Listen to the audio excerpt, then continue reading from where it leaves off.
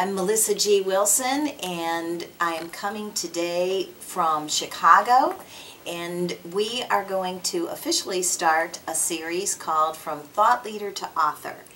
And the genesis of this came from 4 years ago. I started to focus on working with thought leaders, as I myself had written 14 books at that time, and I was coming out with book 15, and I thought, you know, I really enjoy the whole thought leadership area, and I had also done writers' workshops for years.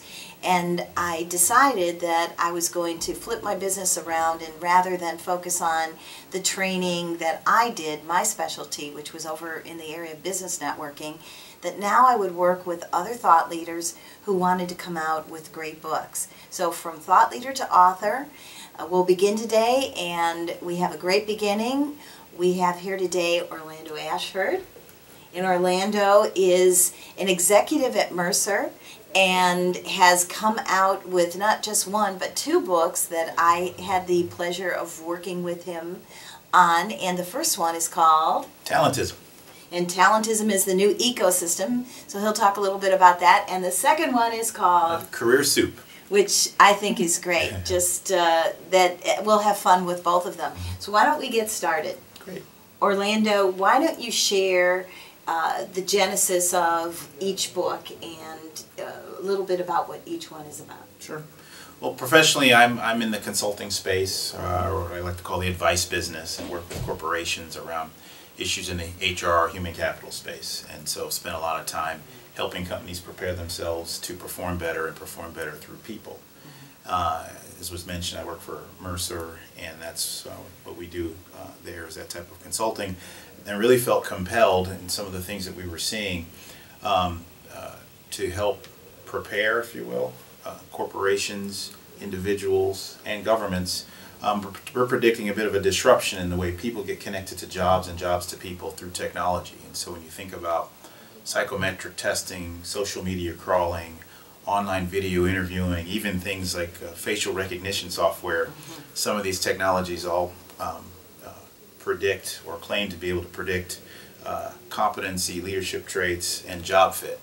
And so we're predicting that you'll see a shift in the way people get connected to jobs, and these technologies will play a much more and more significant role in helping people get connected to those opportunities. And so it fits what I do professionally. It also connects with what I believe in philanthropically, the idea of access to education and opportunity.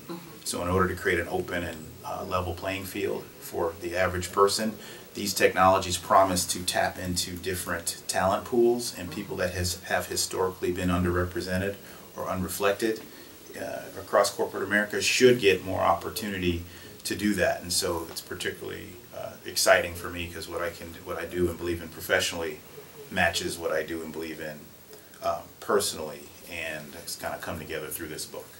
And I know, since I was involved with the book, how exciting it was. You were working on, if you will, a roadmap to 2025. So just a little bit more about that. It gives a guide, I think, for individuals and organizations also, that they can work with the roadmap and actually accomplish more by doing so. Absolutely. So the good thing is the world changes, and there's two ways to look at it. You can get run over by the change, or you can embrace the change and leverage it. And so by looking forward and saying, well, here's what we foresee happening in 2025 as it relates to connection to assessment of individuals and connection to opportunities, well, corporations and individuals can all take advantage of that. So if you can embrace the technologies that I mentioned before, understand how they work, and run towards them as opposed to run away from them, it should create opportunities for companies that are struggling to try to find talent. So today in the world, 200 million people, looking for jobs, yet 36% of companies struggle to find people for their jobs. And you say, well, how could that be? If that many people are looking, how could you have a hard time finding? Well, our current filtering system is a bit inefficient and doesn't produce a large enough yield to create the match to the opportunities that exist. These technologies should accelerate that and enable more people to be positioned for more of these opportunities. So a potential win-win for all if we embrace the disruption. Absolutely, which dovetails into the new book, which Career Soup is all about recipes for success. Right. Who is this book intended for? Yeah. So the second book is more of a personal book. And so I spent a lot of time talking to young people, talking to people in mid their careers, giving advice to people that have aspirations toward or are in the C-suite. And so it's really a book for all those groups. And so for that person that's starting out in their career and wants to think about how do they navigate this thing called corporate America and accelerate the things that they're trying to do, or for that person that's in the middle of their career and believes that they have more to offer, but that the organization that they're sitting in today is not maybe recognizing it, or for that person that has some of the more bigger aspirations to ascend into the C-suite, because the dynamic in the C-suite is very different than the dynamic in the rest of the broader part of the organization. So it's a collection of some of my best bits of advice, things that I've seen, things that I've coached, or things that I've personally experienced as it relates to navigating one's corporate career. And we've used the term soup. The concept of a soup has some base ingredients, but there's also a lot of flexibility in the way you put things in it, and mix it up and add heat. And if you navigate those things that way, you can build something wonderful if you pay attention. And so it's a way to kind of help people think through that.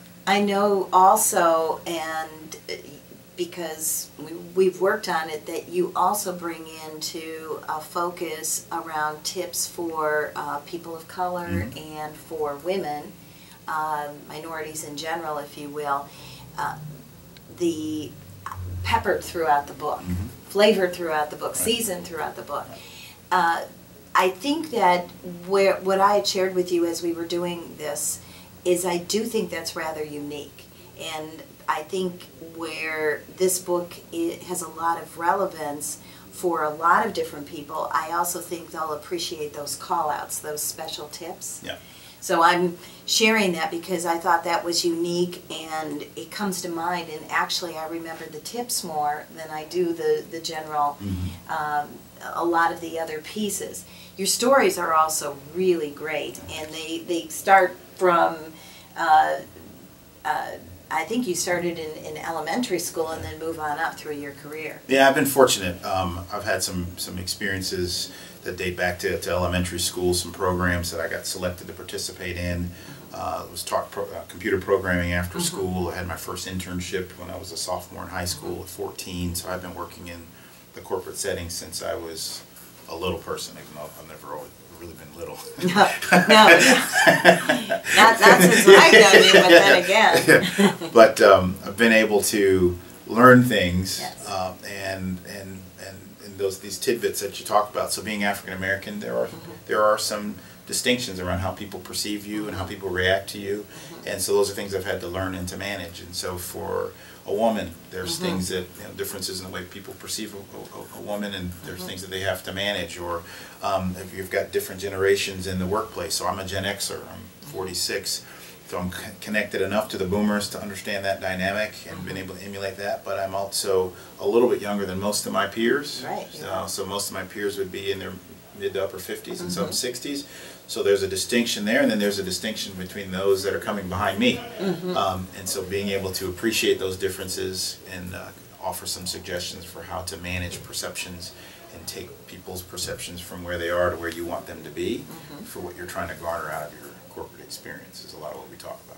And I will say, not that I'm biased in any way, that I learned a lot, and I know that your emphasis on the global aspect of thinking globally and the opportunities and your recommendation. I know you got the chance to live in Turkey. Just talk a little bit about that piece, because I know that's also unique to the book.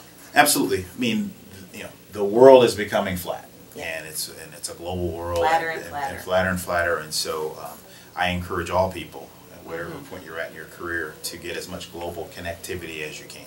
If you can get an expat assignment degree. I had an opportunity to move to Turkey, and I worked for Coca-Cola at the time, and I led human resources for Eurasia and Africa for about 90 countries. And it was the best thing I did for myself, both personally and professionally. Just the kind of the richness of the cultural experiences, the challenges, how I was stretched, learning to function in different cultures and learning to function when you don't know the language, but still needing to communicate powerful experiences that made me a much better executive, but even more importantly, made me a much better person. And that's even played out in terms of how raising my own children. Both of my children are, focus on language skills, study Spanish and Mandarin. I send them to China every other summer for language immersion, and that's a direct kind of fallout of, not even fallout, just sort of connection, learning that came from my time overseas. And has really sort of changed my life, and so I encourage others to get as much cultural competency as you can. Live overseas, travel overseas, experience other cultures, even within the United States. The one thing that's really rich about this country is that the world is here in little microcosms of that. So if you can't get to China, you can go to Chinatown. See, I love that part of it too, that you recommend in the book, and really had me thinking about it differently, and just being open and exploring. And then the other thing that I keep remembering is that when you travel, that you'll go find out, since you play basketball, you'll go find a local gym and connect into the community that way. But just some of those nuances, I think, give a very fresh perspective for people, all kinds of ideas that anyone might not have thought of before are in this book. And obviously it's something that I feel I learned from, and I know that anyone who reads either of the books will benefit from, both for their company and for themselves individually. Any last thoughts on either one of the books and your journey from going from thought leader to author, what it's meant to you? Yeah, well, and the reason that I wrote the books, and the reason I'm even here, like I said, I've been very fortunate in the experiences that I've had, both professionally and personally, and I tried to give as much of tidbits or lessons to be helpful to others, and I really felt that putting it down on paper would allow me to have maximum impact to a maximum number of people. So I'm excited about both projects, and I'm hopeful that they'll be helpful to people as they navigate their careers. Well, thank you so much. It's been a real pleasure, and I'm really glad that we had the time to spend, and I know people will benefit, and I look forward to another opportunity to see you again here. And thank you all, and we'll look forward to having you at another episode with this Thought Leader to Author segment.